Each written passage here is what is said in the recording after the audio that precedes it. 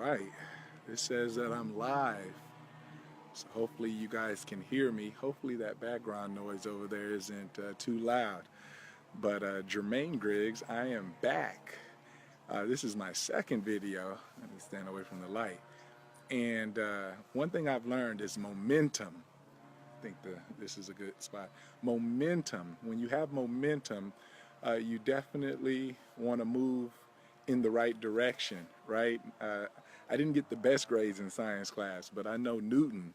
Newton taught us when something is in motion, it'll tend to stay in motion unless acted upon by an outside source, or force rather. So I want to keep these Facebook lives going as long as you will have me. I see Willie Wong. Oh man, my workout partner at CrossFit. Hey Willie, thanks for joining me. And I know some of you will see this later. So it was crazy. My first video, it got like 2,000 views. So I do appreciate all the support and love out there. Like I said, I'm just trying to share a message of hope, of personal development, personal growth, because I've gone through the journey myself. You know, I can't talk about it unless I've, number one, lived it. So that's all I'm doing. I'm not keeping it to myself anymore. I'm just going to share what's on my mind. And if you'll have me, hopefully I can be a resource, you know, just through life's experiences.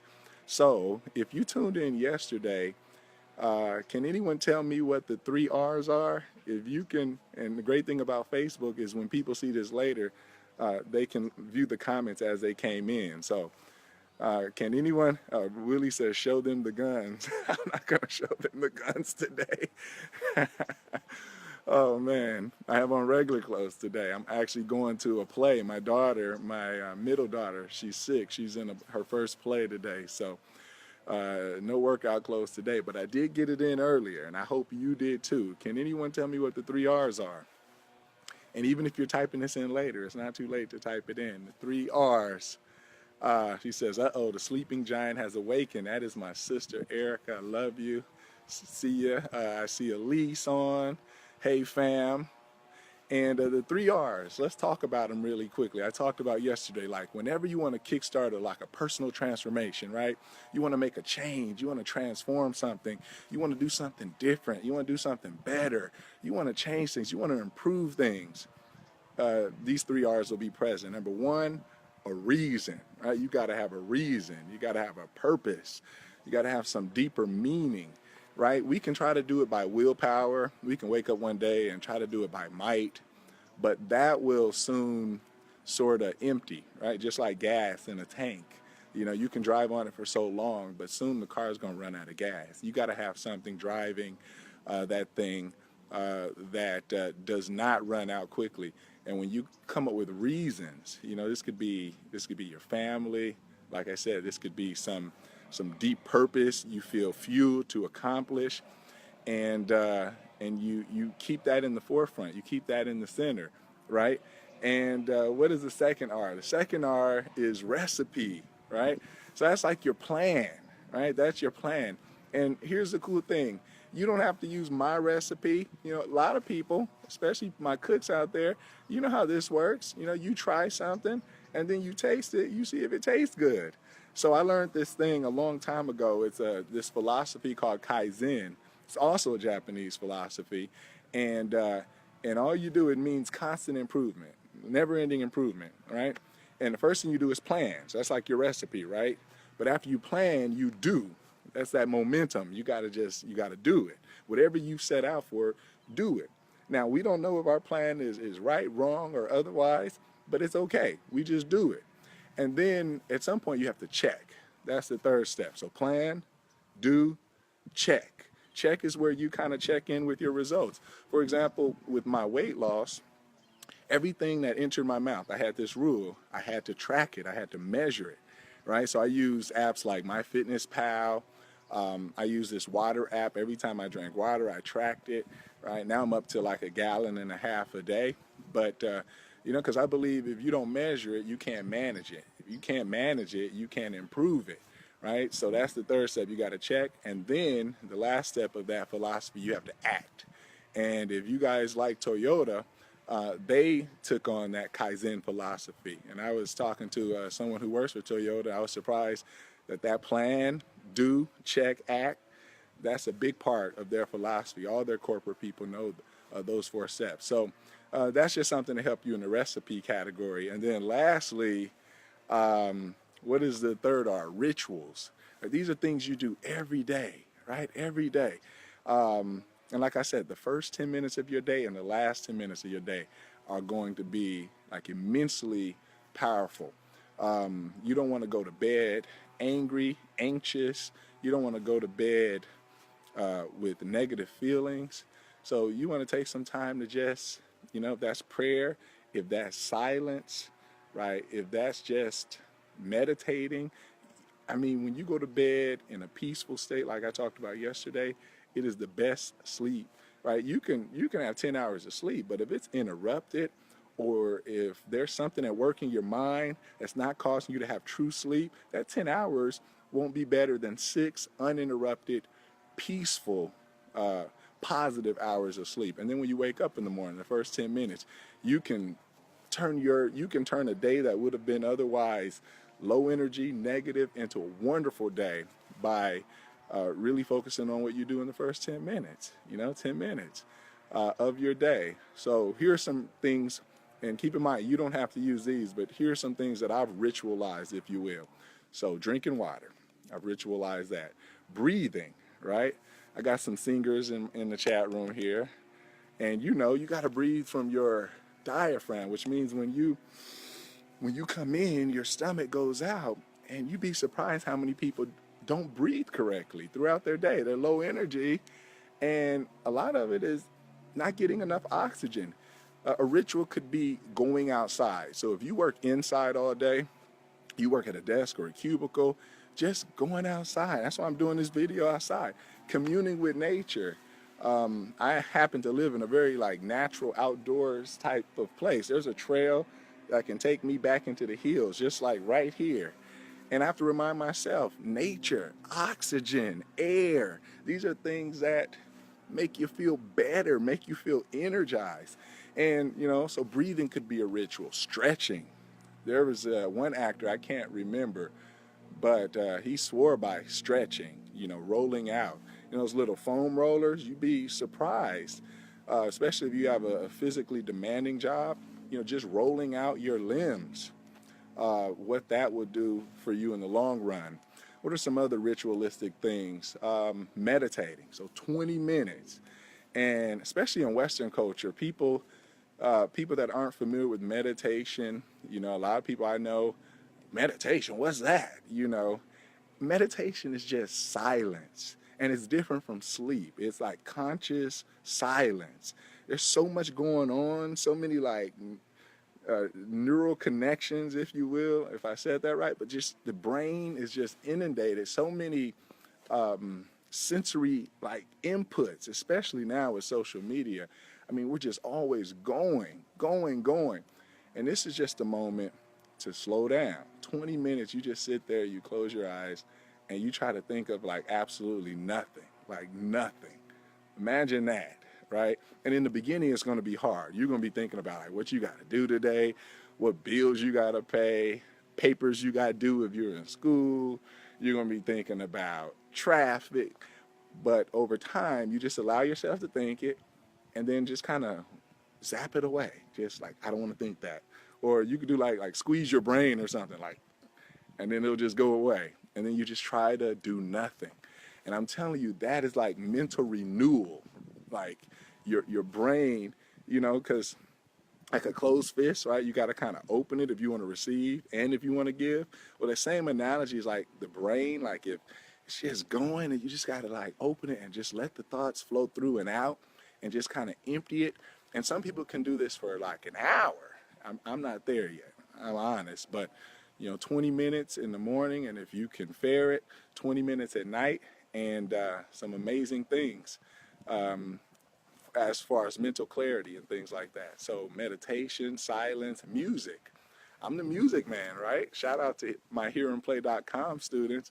Music is a wonderful way to just soothe the mind, heal the soul. Music. There's studies on this, not just, I'm not just talking. Music is very, very powerful. I don't need to tell you that.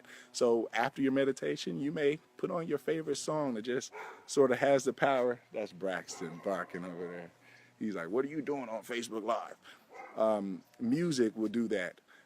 Reading, right? This is expanding your knowledge. You know, starting with 10 minutes in the morning, 10 minutes at night, reading, and not just anything, right? Fiction is okay. I'm a big fan of fiction, but reading something informative. Can you guys hear that? Is that distracting? Reading something informative, right? Reading something that will advance you and others, you know, and then putting yourself in a position to talk and teach what you just learned. You know, that's how you solidify learning.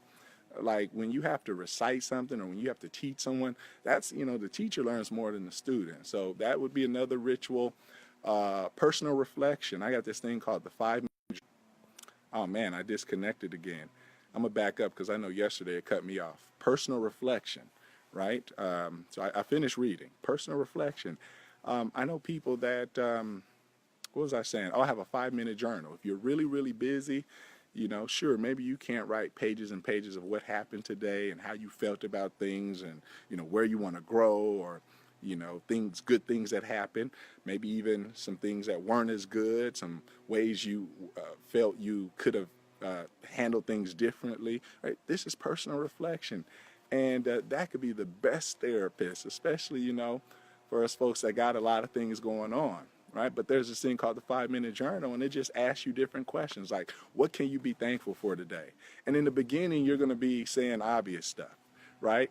But every day, you know, you can't say the same stuff. You can if you want to, but what it causes you to do is start thinking about little things like that tree over there. I can be thankful for that, you know, giving me oxygen. Or I can be thankful for, you know, the person at Chipotle yesterday that, you know, gave me a wonderful smile or threw in some baby chips for me, you know, and they do.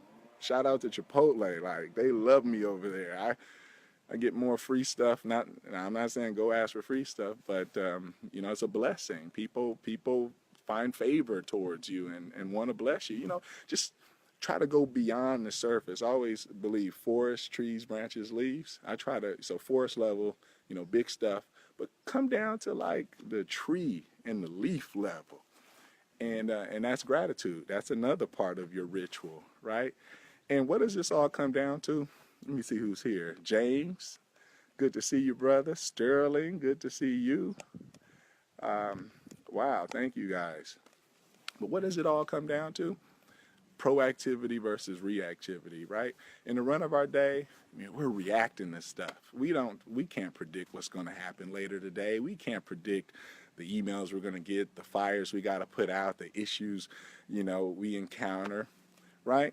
There's so much that we react to. If you like really take inventory of your day, most of it is looking back, reacting to something, you know, it's all in reaction mode.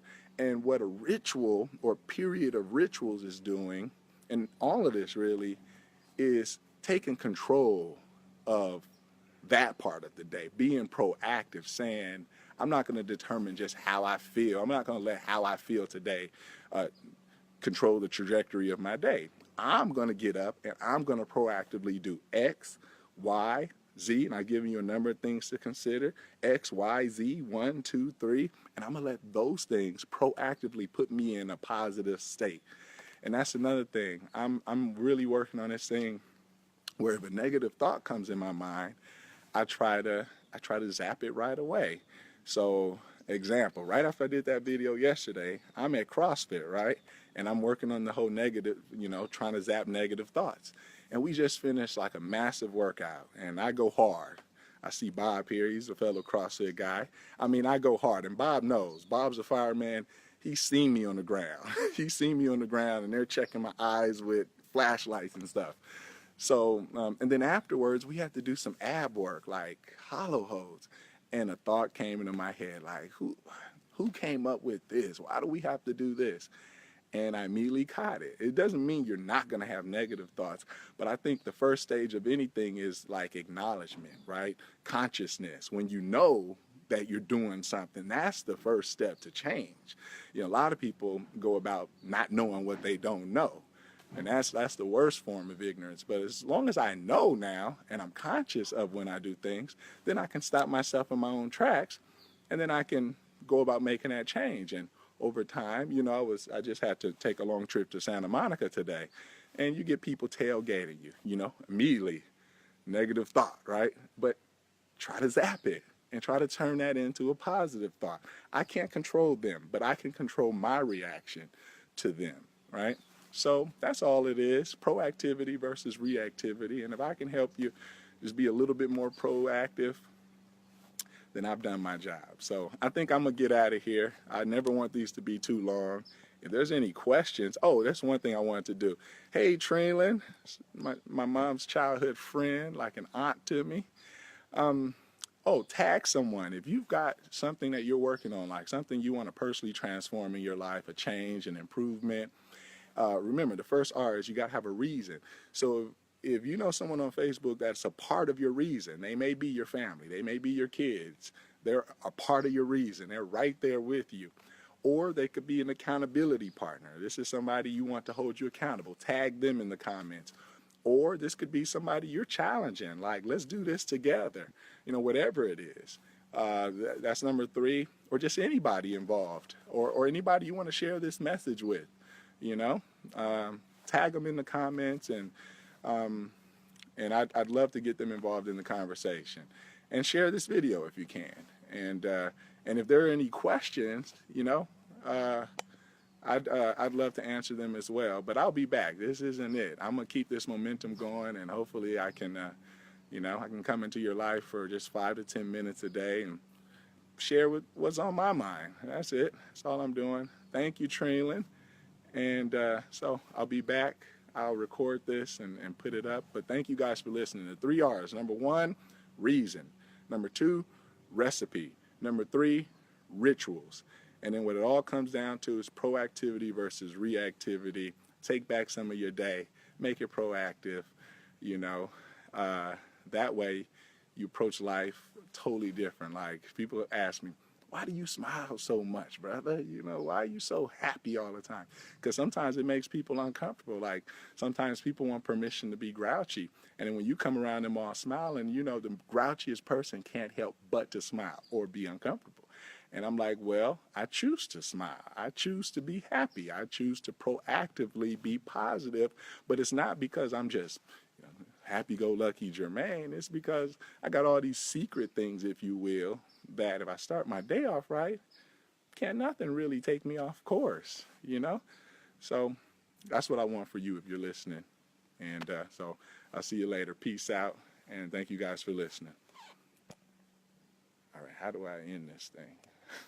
I'm new.